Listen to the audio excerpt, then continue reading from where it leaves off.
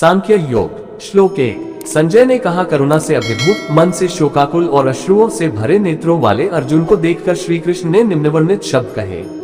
श्लोक 2। परमात्मा श्री कृष्ण ने कहा, मेरे प्रिय अर्जुन, इस संकट की घड़ी में तुम्हारे भीतर यह विमोह कैसे उत्पन्न हुआ? ये सम्माननीय लोगों के अनुकूल नहीं है। इससे उच्च लोकों की प्राप्ति नहीं होती अपितु अपयश प्राप्त होता है। श्लोक 3। हे पार्थ, अपने भीतर इस प्रकार की नपुंसकता का भाव लाना तुम्हें शोभा नहीं देता। हे शत्रु विजेता, हृदय की तुच्छ दुर्बलता का त्याग करो और युद्ध के लिए तैयार हो जाओ। श्लोक 4। अर्जुन ने कहा, हे मधुसूदन, हे शत्रुओं के दमन करता, मैं युद्ध भूमि में कैसे भीष्म और द्रोणाचार्य जैसे महापुरुषों पर बाण चला सकता हूँ जो मेरे लिए परम पूजनीय है।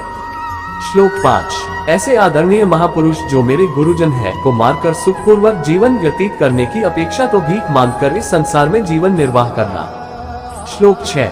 हम ये भी नहीं जानते कि इस युद्ध का परिणाम हमारे लिए किस प्रकार से श्रेयस्कर होगा, उन पर विजय पाकर या उनसे पराजित होकर। यद्यपि उन्होंने धृतराष्ट्र का पक्ष लिया है और अब वे युद्ध भूमि में हमारे सम्मुख खड़े हैं, तथापि उनको मारकर हमारी जीवित रहने की कोई इच्छा नहीं होगी। श्लोक 7। मैं किंकर्तव्य विमूढ़ हो गया हूँ और गहन चिंता में डूबकर कायरता दिखा रहा हूँ। मैं आपका शिष्य हूँ और आपके शरणागत हूँ। कृपया मुझे निश्चय ही यह उपदेश दे कि मेरा हित किसमें है। श्लोक 8। मुझे ऐसा कोई उपाय नहीं सूझता जो मेरी इंद्रियों को सुखाने वाले इस शोक को दूर कर सके।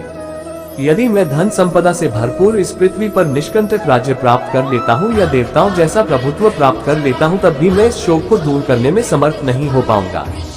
श्लोक 9। संजय ने कहा, ऐसा कहने के पश्चात गुडाकेश शत्रुओं का दमन करने वाला अर्जुन ऋषिकेश कृष्ण से बोला, हे गोविंद, मैं युद्ध नहीं करूंगा और शांत हो गया। श्लोक 10। हे भरतवंशी धृतराष्ट्र, तत्पश्चात दोनों पक्षों की सेनाओं के मध्य शोककुल अर्जुन से कृष्ण ने प्रसन्न होते हुए ये वचन कहे। श्लोक 11। परम भगवान ने कहा, तुम विद्वतापूर्ण वचन कहकर भी उनके लिए शोक कर रहे हो जो शोक के पात्र नहीं है। बुद्धिमान पुरुष न तो जीवित प्राणी के लिए शोक करते हैं और न ही मृत के लिए। श्लोक 12। ऐसा कोई समय नहीं था कि जब मैं नहीं था या तुम नहीं थे और ये सभी राजा न रहे हो, और ऐसा भी नहीं है कि भविष्य में हम सब नहीं रहेंगे। श्लोक 13। जैसे देहधारी आत्मा इस शरीर में बाल्यावस्था से तरुणावस्था और वृद्धावस्था की ओर निरंतर अग्रसर होती है, वैसे ही मृत्यु के समय आत्मा दूसरे शरीर में चली जाती है। बुद्धिमान मनुष्य ऐसे परिवर्तन से मोहित नहीं होते। श्लोक 14। हे कुंती पुत्र, इंद्रिय और उसके विषयों के संपर्क से उत्पन्न सुख तथा दुख का अनुभव क्षण भंगुर है। ये स्थायी न होकर सर्दी तथा गर्मी की ऋतुओं के आने जाने के समान है। हे भरतवंशी, मनुष्य को चाहिए कि वह विचलित हुए बिना उनको सहन करना सीखे। श्लोक 15। हे पुरुषों में श्रेष्ठ अर्जुन, जो मनुष्य सुख तथा दुख में विचलित नहीं होता और इन दोनों परिस्थितियों में स्थिर रहता है, वह वास्तव में मुक्ति का पात्र है। श्लोक 16। अनित्य शरीर का चिरस्थायित्व नहीं है और शाश्वत आत्मा का कभी अंत नहीं होता है। तत्वदर्शियों द्वारा भी इन दोनों की प्रकृति के अध्ययन करने के पश्चात निकाले गए निष्कर्ष के आधार पर इस यथार्थ की पुष्टि की गई है। श्लोक 17। जो पूरे शरीर में व्याप्त है उसे ही तुम अविनाशी समझो। उस अनश्वर आत्मा को नष्ट करने में कोई भी समर्थ नहीं है। श्लोक 18। केवल भौतिक शरीर ही नश्वर है और शरीर में व्याप्त आत्मा अविनाशी, अपरिमित तथा शाश्वत है। अतः ये भरतवंशी, युद्ध करो। श्लोक 19। वह जो ये सोचता है कि आत्मा को मारा जा सकता है या आत्मा मर सकती है, वे दोनों ही अज्ञानी हैं। वास्तव में आत्मा न तो मरती है और न ही उसे मारा जा सकता है। श्लोक 20। आत्मा का न तो कभी जन्म होता है, न ही मृत्यु होती है, और न ही आत्मा किसी काल में जन्म लेती है और न ही कभी मृत्यु को प्राप्त होती है। आत्मा अजन्मा, शाश्वत, अविनाशी और चिरनूतन है। शरीर का विनाश होने पर भी इसका विनाश नहीं होता। श्लोक 21। हे पार्थ, वह जो ये जानता है कि आत्मा अविनाशी, शाश्वत, अजन्मा और अपरिवर्तनीय है, वह किसी को कैसे मार सकता है या किसी की मृत्यु का कारण हो सकता है। श्लोक 22। जिस प्रकार से मनुष्य अपने फटे पुराने वस्त्रों को त्याग कर नए वस्त्र धारण करता है, उसी प्रकार मृत्यु होने पर आत्मा पुराने तथा व्यर्थ शरीर को त्याग कर नया शरीर धारण करती है। श्लोक 23। किसी भी शस्त्र द्वारा आत्मा के टुकड़े नहीं किए जा सकते, न ही अग्नि आत्मा को जला सकती है, न ही जल द्वारा उसे गीला किया जा सकता है और न ही वायु इसे सुखा सकती है। श्लोक 24। आत्मा अखंडित और अज्वलनशील है, इसे न तो गीला किया जा सकता है और न ही सुखाया जा सकता है। यह आत्मा शाश्वत, सर्वव्यापी, अपरिवर्तनीय, अचल और अनादि है। श्लोक 25। इस आत्मा को अदृश्य, अचिंतनीय और अपरिवर्तनशील कहा गया है। ये जानकर हमें शरीर के लिए शोक प्रकट नहीं करना चाहिए। श्लोक 26। यदि तुम ये सोचते हो कि आत्मा निरंतर जन्म लेती है और मरती है, तब ऐसी स्थिति में भी हे महाबाहु अर्जुन, तुम्हें इस प्रकार से शोक नहीं करना चाहिए। श्लोक 27। जो जन्म लेता है उसकी मृत्यु निश्चित है और मृत्यु के पश्चात पुनर्जन्म भी अवश्यंभावी है, अतः तुम्हें अपरिहार्य के लिए शोक नहीं करना चाहिए। श्लोक 28। हे भरतवंशी, समस्त जीव जन्म से पूर्व अव्यक्त रहते हैं, जन्म होने पर व्यक्त हो जाते हैं और मृत्यु होने पर पुनः अव्यक्त हो जाते हैं, अतः ऐसे में शोक व्यक्त करने की क्या आवश्यकता है। श्लोक 29।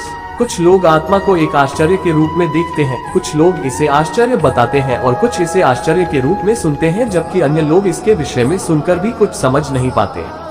श्लोक 30। हे अर्जुन, शरीर में निवास करने वाली आत्मा अविनाशी है, इसलिए तुम्हें किसी प्राणी के लिए शोक नहीं करना चाहिए। श्लोक 31। इसके अलावा एक योद्धा के रूप में अपने कर्तव्य पर विचार करते हुए तुम्हें उसका त्याग नहीं करना चाहिए। वास्तव में योद्धा के लिए धर्म की रक्षा हेतु युद्ध करने के अतिरिक्त अन्य कोई विकल्प नहीं होता। श्लोक 32। हे पार्थ, वे क्षत्रिय भाग्यशाली होते हैं जिन्हें बिना इच्छा किए धर्म की रक्षा हेतु युद्ध के ऐसे अवसर प्राप्त होते हैं जिसके कारण उनके लिए स्वर्ग के द्वार खुल जाते हैं। श्लोक 33। यदि फिर भी तुम इस धर्म युद्ध का सामना नहीं करना चाहते, तब तुम्हें निश्चित रूप से अपने सामाजिक कर्तव्यों की उपेक्षा करने का पाप लगेगा और तुम अपनी प्रतिष्ठा खो दोगे। श्लोक 34। अकीर्तिं चापि भूतानि कथयिष्यन्ति तेव्ययां संभावितस्य च कीर्तिमरणादतिरिच्यते। अकीर्तिं चापि भूतानि कथयिष्यन्ति तेव्ययां। श्लोक 35। जिन महान योद्धाओं ने तुम्हारे नाम और यश की सराहना की है, वे सब ये सोचेंगे कि तुम भय के कारण युद्धभूमि से भाग गए और उनकी दृष्टि में तुम अपना सम्मान गंवा दोगे। श्लोक 36। तुम्हारे शत्रु तुम्हारी निंदा करेंगे और कटु शब्दों से तुम्हारा मानमर्दन करेंगे और तुम्हारी सामर्थ्य का उपहास उड़ाएंगे। तुम्हारे लिए इससे पीड़ादायक और क्या हो सकता है। श्लोक 37। हे कुंती पुत्र, यदि तुम युद्ध करते हो फिर या तो तुम मारे जाओगे और स्वर्ग लोक प्राप्त करोगे, या विजयी होने पर पृथ्वी के साम्राज्य का सुख भोगोगे। इसलिए हे कुंती पुत्र, उठो और दृढ़ संकल्प के साथ युद्ध करो। श्लोक 38। कर्तव्यों पालन हेतु युद्ध करो, युद्ध से मिलने वाले सुख दुख लाभ हानि को समान समझो। यदि तुम इस प्रकार अपने दायित्वों का निर्वहन करोगे तब तुम्हें कोई पाप नहीं लगेगा। श्लोक 39। अब तक मैंने तुम्हें सांख्य योग या आत्मा की प्रकृति के संबंध में वैश्लेषिक ज्ञान से अवगत कराया है। अब मैं क्योंकि बुद्धि योग या ज्ञान योग प्रकट कर रहा हूँ, हे पार्थ, उसे सुनो। जब तुम ऐसे ज्ञान के साथ कर्म करोगे तब कर्मों के बंधन से स्वयं को मुक्त कर पाओगे। श्लोक 40। इस चेतनावस्था में कर्म करने से किसी प्रकार की हानि या प्रतिकूल परिणाम प्राप्त नहीं होते, अपितु इस प्रकार से किया गया अल्प प्रयास भी बड़े से बड़े भय से हमारी रक्षा करता है। श्लोक 41। हे कुरुवंशी, जो इस मार्ग का अनुसरण करते हैं उनकी बुद्धि निश्चयात्मक होती है और उनका एकमात्र लक्ष्य होता है, लेकिन जो मनुष्य संकल्पहीन होते हैं उनकी बुद्धि अनेक शाखाओं में विभक्त रहती है। श्लोक 42-43। अल्पज्ञ मनुष्य वेदों के आलंकारिक शब्दों पर अत्यधिक आसक्त रहते हैं, जो स्वर्गलोक का सुख भोगने के प्रयोजनार्थ दिखावटी कर्मकांड करने की अनुशंसा करते हैं और जो यह मानते हैं कि इन वेदों में कोई उच्च सिद्धांतों का वर्णन नहीं किया गया है। वे वेदों के केवल उन्हीं खंडों की महिमा मंडित करते हैं जो उनकी इंद्रियों को तृप्त करते हैं, और वे उत्तम जन्म, ऐश्वर्य, इंद्रिय तृप्ति और स्वर्गलोक की प्राप्ति के लिए आडंबरयुक्त कर्मकांडों के पालन में लगे रहते हैं। श्लोक 44। सांसारिक सुखों में मन की गहन आसक्ति के साथ उनकी बुद्धि ऐसी वस्तुओं में मोहित रहती है, इसलिए वे भगवद प्राप्ति के मार्ग पर अग्रसर होने के हेतु दृढ़ संकल्प लेने में असमर्थ होते हैं। श्लोक 45। वेदों में प्रकृति के 3 गुणों का वर्णन मिलता है। हे अर्जुन, प्रकृति के इन गुणों से ऊपर उठकर विशुद्ध आध्यात्मिक चेतना में स्थित हो जाओ। परम सत्य में स्थित होकर सभी प्रकार के द्वैतों से स्वयं को मुक्त करते हुए भौतिक लाभ हानि और सुरक्षा की चिंता किए बिना आत्मलीन हो जाओ। श्लोक 46। जैसे एक छोटे जलकूप का समस्त कार्य सहजता से सभी प्रकार से विशाल जलाशय से तत्काल पूर्ण हो जाता है, उसी प्रकार समान रूप से परम सत्य को जानने वाले वेदों के सभी प्रयोजन को पूर्ण करते हैं। श्लोक 47। तुम्हें अपने निश्चित कर्मों का पालन करने का अधिकार है, लेकिन तुम अपने कर्मों का फल प्राप्त करने के अधिकारी नहीं हो। तुम स्वयं को अपने कर्मों के फलों का कारण मत मानो और न ही अकर्मा रहने में आसक्ति रखो। श्लोक 48। हे अर्जुन, सफलता और असफलता की आसक्ति को त्याग कर तुम दृढ़ता से अपने कर्तव्य का पालन करो, यही संभाव योग कहलाता है। श्लोक 49। हे अर्जुन, दिव्य ज्ञान और अंतर्दृष्टि की शरण ग्रहण करो। फलों की आसक्ति युक्त कर्मों से दूर रहो जो निश्चित रूप से दिव्य ज्ञान में स्थित बुद्धि के साथ निष्पादित किए गए कार्यों से निष्कृष्ट हैं। जो अपने कर्मफलों का भोग करना चाहते हैं वे कृपण हैं। श्लोक 50। जब कोई मनुष्य बिना आसक्ति के कर्मयोग का अभ्यास करता है तब वह इस जीवन में ही शुभ और अशुभ प्रतिक्रियाओं से छुटकारा पा लेता है। इसलिए योग के लिए प्रयास करना चाहिए जो कुशलतापूर्वक कर्म करने की कला है। श्लोक 51। संबुद्धि युक्त ऋषि मुनि कर्म के फलों की आसक्ति से स्वयं को मुक्त कर लेते हैं जो मनुष्य को जन्म मृत्यु के चक्र में बांध लेती है।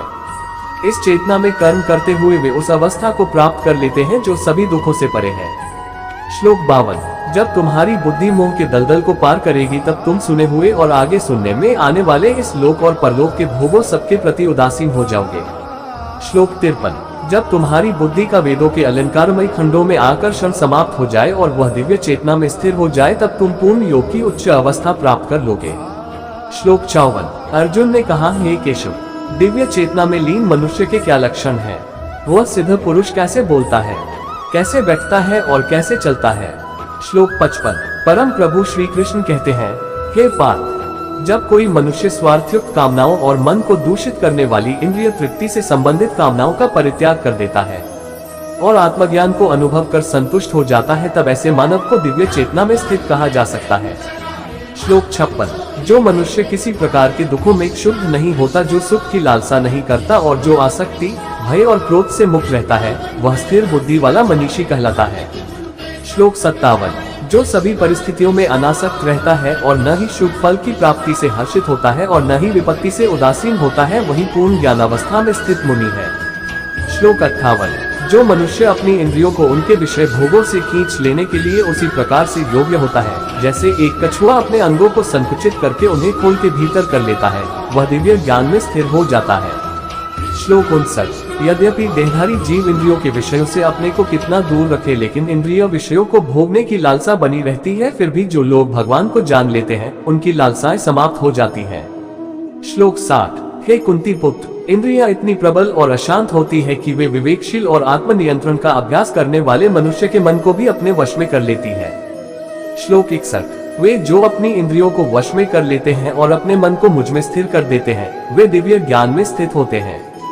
श्लोक 62। इंद्रियों के विषयों का चिंतन करते हुए मनुष्य उनमें आसक्त हो जाता है और आसक्ति कामना की ओर ले जाती है और कामना से क्रोध उत्पन्न होता है। श्लोक 63। क्रोध निर्णय लेने की क्षमता को क्षीण करता है जिसके कारण स्मृति भ्रम हो जाता है। जब स्मृति भ्रमित हो जाती है तब बुद्धि का नाश हो जाता है और बुद्धि के नष्ट होने से मनुष्य का पतन हो जाता है। श्लोक 64। लेकिन जो मन को वश में रखता है वह इंद्रियों के विषयों का भोग करने पर भी राग और द्वेष से मुक्त रहता है और भगवत कृपा प्राप्त करता है। श्लोक 65। भगवान की दिव्य कृपा से शांति प्राप्त होती है जिससे सभी दुखों का अंत हो जाता है और ऐसे शांत मन वाले मनुष्य की बुद्धि दृढ़ता से भगवान में स्थिर हो जाती है।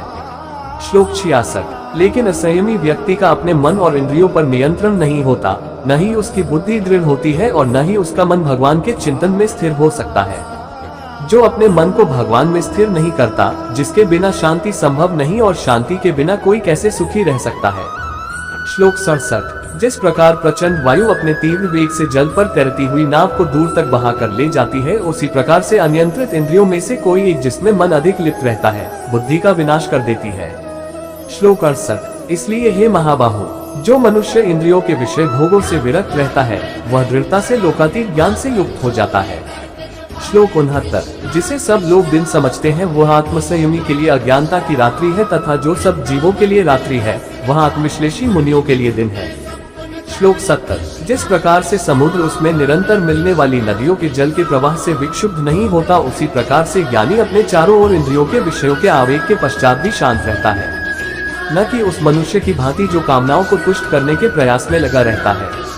श्लोक 71। जिस मनुष्य ने अपनी सभी भौतिक इच्छाओं का परित्याग कर दिया हो और इंद्रिय तृप्ति की लालसा, स्वामित्व के भाव और अंधकार से रहित हो गया हो, वह पूर्ण शांति प्राप्त कर सकता है। श्लोक 72। हे पार्थ, ऐसी अवस्था में रहने वाली प्रबुद्ध आत्मा जब ब्रह्मज्ञान प्राप्त कर लेती है वह फिर कभी भ्रमित नहीं होती, तब मृत्यु के समय भी इस दिव्य चेतना में स्थित सिद्ध पुरुष जन्म और मृत्यु के बंधन से मुक्त हो जाता है और भगवान के परम धाम में प्रवेश करता है।